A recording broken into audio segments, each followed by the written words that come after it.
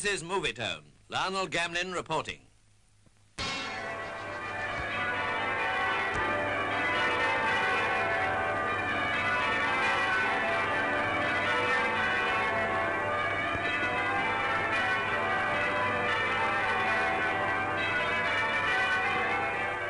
The day of the wedding and immense crowds.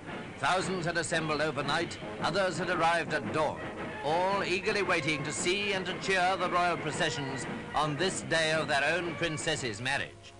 As must inevitably happen when such numbers collect and so much emotional excitement prevails, avoiding accidents becomes a primary consideration. Now the people had not much longer to wait. And at Kensington Palace, His Royal Highness the Duke of Edinburgh, with the Marquess of Milford Haven, his best man, checked the time for the start of his drive. A few moments too early, and then, lucky omen, a sweep stands by just before the bridegroom enters his car.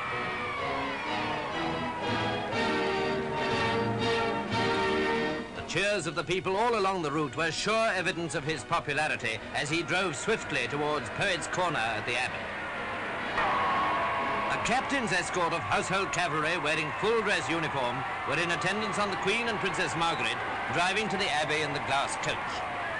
After the Queen had gone by, the crowds waited with tense excitement for the appearance of the Irish state coach, for His Majesty the King, and for the bride.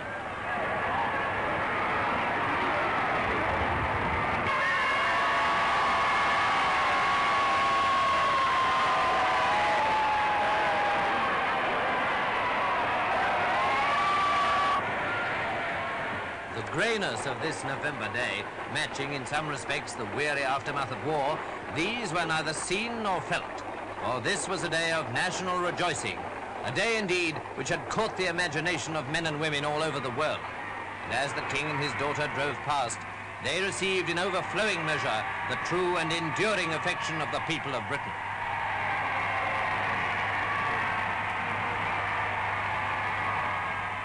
The coach draws up at the west door, and His Majesty pauses to help the Princess alight. There's a moment's delay, due, I imagine, to the 15-foot train of the Princess's most beautiful wedding gown. Then, with her father, the royal bride enters for her marriage to the man of her choice. Of the actual service, we can only give you this impression of the solemn and reverent scene within the Abbey.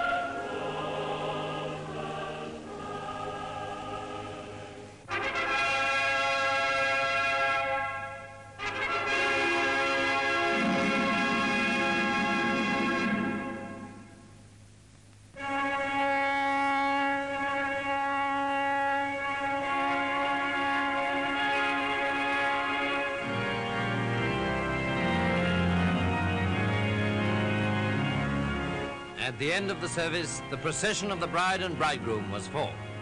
Her Royal Highness's pages were Prince Michael of Kent and Prince William of Gloucester. Princess Margaret and Princess Alexandra of Kent headed the bridesmaids.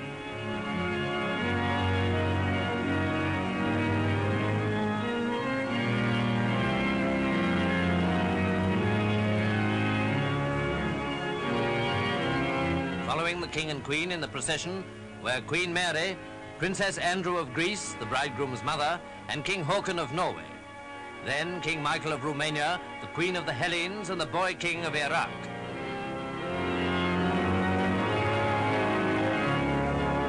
The Princess Regent of the Netherlands and Prince Bernhard, King Peter and Queen Alexandra, Queen Helen of Romania, the Prince Regent of Belgium, and the Duchess of Aosta, the Crown Prince and Crown Princess of Sweden. Earl and Countess Mountbatten of Burma. Statesmen among the guests included the Prime Minister and the Foreign Secretary, Field Marshal Smuts, Mr. Morrison and Mr. Mackenzie King, Mr. Winston Churchill and his wife.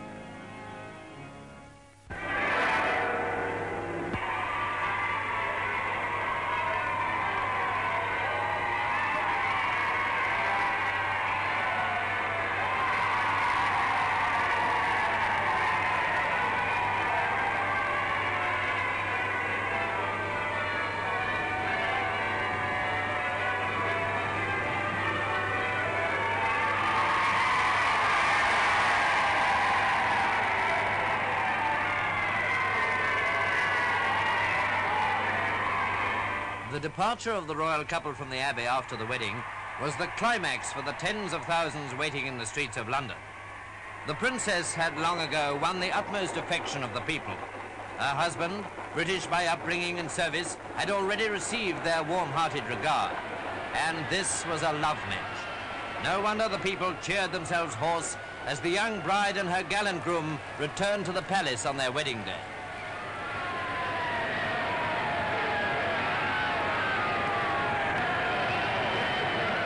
This day will long be remembered as a vivid and important episode in the story of the nation. But if we dwell more upon the actual London scene, it's because in these pictures we can recapture and preserve the spontaneous rejoicing of the moment.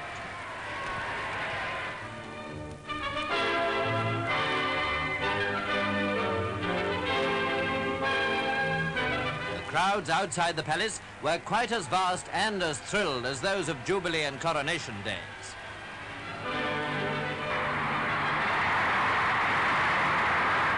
How they cheered the happy pair when they came out onto the balcony.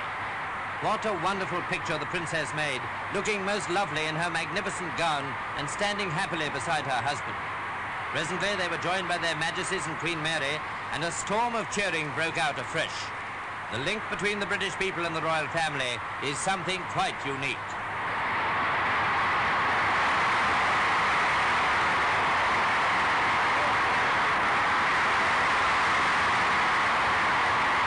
Again and again the people called for Elizabeth and Philip.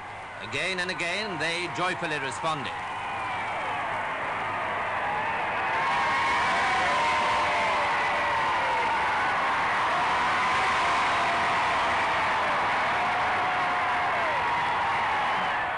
Inside the palace, the wedding groups and brief close-ups. Princess Margaret,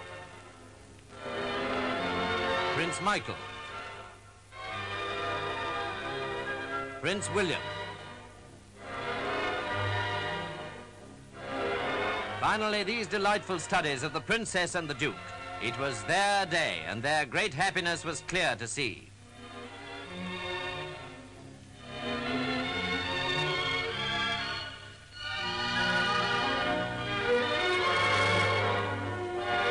The approaches to the palace were still absolutely packed when their Royal Highnesses began the journey to Waterloo. They received the treatment always accorded to newlyweds. With this difference, the bombardment was made with rose petals, not confetti.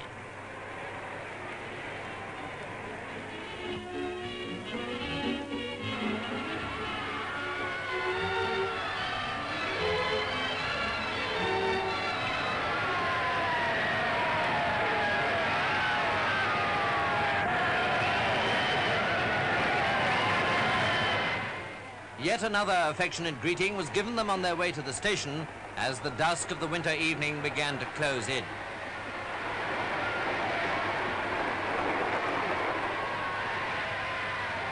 At Waterloo, there were still some rose petals to be brushed away, and there was a moment's pause for official goodbyes before they boarded the special train. This was to take them to Winchester on their way to Lord Mountbatten's home at Broadlands, lent for the honeymoon.